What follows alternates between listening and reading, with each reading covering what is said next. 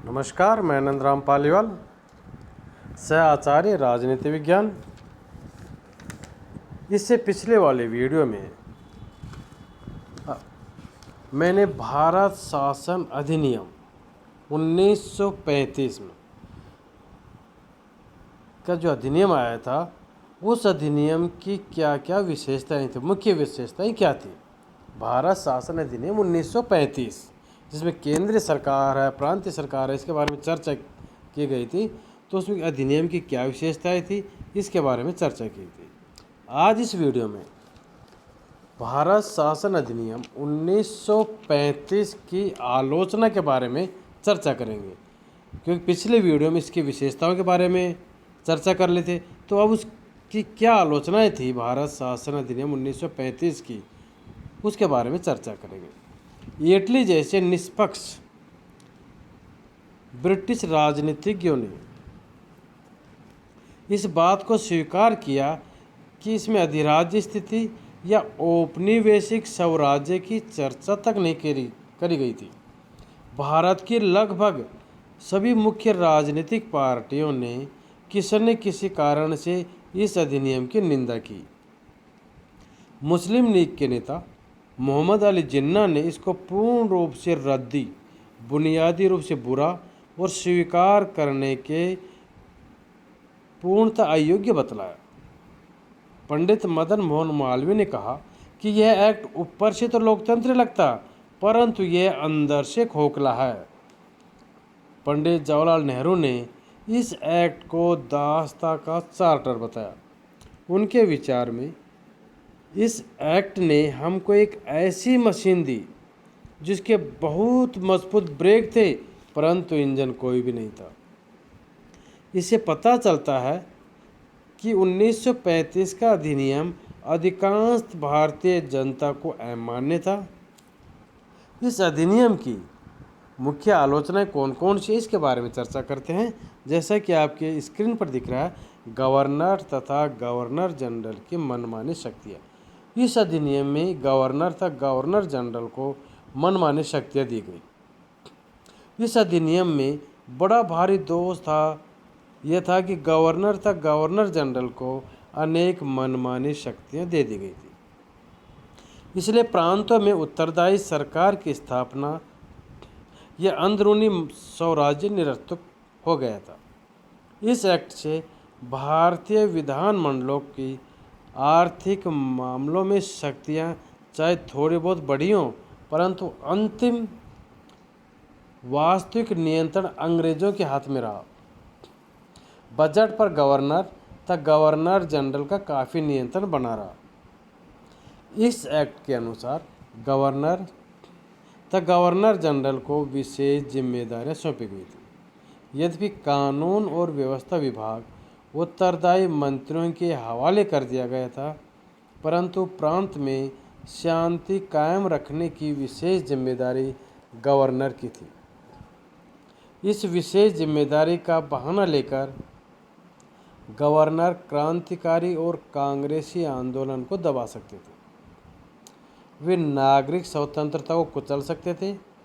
अतः डॉक्टर राजेंद्र प्रसाद ने 1935 ईस्वी में कांग्रेस में अपने अध्यक्षीय भाषण में कहा था, यह कहना कि यह विषय हस्तांतरित है बिल्कुल छल और धूर्त है, जबकि उनके विषय में जिम्मेदारियां अंग्रेजों के पास सुरक्षित है। गवर्नर, गवर्नर जनरल और ब्रिटिश ताज तथा पार्लियामेंट को दी हुई विस्तृत शक्तियों ने प्रांतीय स्वराज्य को नहीं के बराबर कर दिया है, जो कि भारतीयों के लिए सबसे बड़ा पुरस्कार था। दूसरा बिंदु है दोषपूर्ण संघ।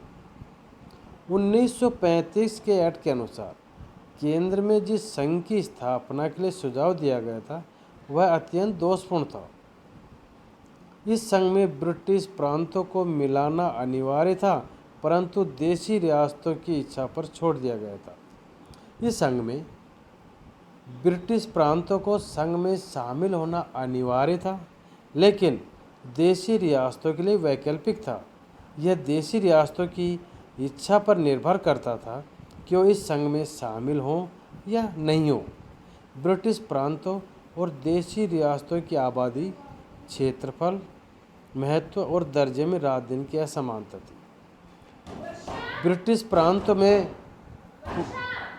कुछ हद तक उत्तरदायी सरकार की स्थापना हो चुकी थी और देशी रियासतों में निरंकुशता का साम्राज्य था।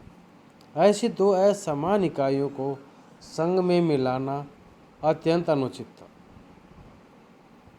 देशी रियासतों की जनता को संघ में कोई प्रतिनिधित्व नहीं दिया गया था, क्योंकि देशी रियासतों के लिए संघ में प्रतिनिधि भेजने का अधिकार देशी रियासतों के राजाओं के पास था। इसमें देशी रियासतों की जनता की कोई भूमिका नहीं थी। संघ के अधिकार और शक्तियाँ काफ़ी सीमित थे और गवर्नर जनरल को तानाशाह जैसी शक्तियाँ प्राप्त थी। अगला बिंदु है सांप्रदायिक चुनाव प्रणाली का विस्तार। यद्यपि सांप्रदायिक चुनाव प्रणाली राष्ट्रवाद के लिए अहितकर थी और सबने इसकी एक स्वर से निंदा की थी, परंतु फिर भी न केवल इसको पहले रूप में कायम रखा गया बल्कि इसका और विस्तार कर दिया गया और हरिजनों, भारतीय ईसाइयों, आंग्ल भारतीयों संप्रदायों पर भी इसको लागू कर दिया गया। इस पद्धति द्वारा हरिजनों को हिंदुओं से अलग करने की कोशिश की गई और भारतीय राजनीतिक वातावरण को विषैला बना दिया गया ताकि भारतीय एकता नष्ट हो जाए और अंग्रेजों का साम्राज्य भारत में स्थायी रूप से जमा रहे। अगला बिंदु है रक्षा कवच। 1935 के अधिनियम में अल्पमतों की रक्षा के अनेक रक्षा कवच आरक्षण रखे गए थे। उनके द्वारा गवर्नरों तथा गवर्नर जनरल को विशेष शक्तियाँ तथा अधिकार दिए गए थे। अल्पमत सदैव अपने हितों की रक्षा के लिए उनके मुख की तरफ देखते थे। इस तरह से वे प्रगतिशील तत्वों के विरुद्ध अंग्रेजों के सहायक बन गए। अंग्रेज सदैव भारत की प्रगति के मार्ग में उनके हितों का नाम लेकर रोड़े अटकाते रहे। अगला बिंदु है आत्मनिर्णय के अधिकार का ठुकराया जाना। इस एक्ट में भारतीयों को आत्मनिर्णय का अधिकार नहीं दिया गया था, अतः भारतीयों को अपने लिए एक स्वतंत्र संविधान बनाने का अधिकार नहीं था। यह एक्ट ब्रिटिश पार्लियामेंट द्वारा बनाया गया था और भारत की आगे की प्रगति की पार्लियामेंट जस्ती। इससे स्पष्ट सिद्ध होता है कि इसके द्वारा भारतीयों को पूर्ण स्वतंत्रता नहीं दी गई थी और केवल प्रांतीय स्वराज्य के रूप में थोड़ी सी स्वतंत्रता किस्त के रूप में दी गई थी। ब्रिटिश पार्लियामेंट तब भारत सचिव का नियंत्रण भारत पर 1947 ईस्वी तक बना रहा। इसलिए 1935 के एक्ट को भारतीय निराशाजनक और असंतोषजनक माना। धन्यवाद।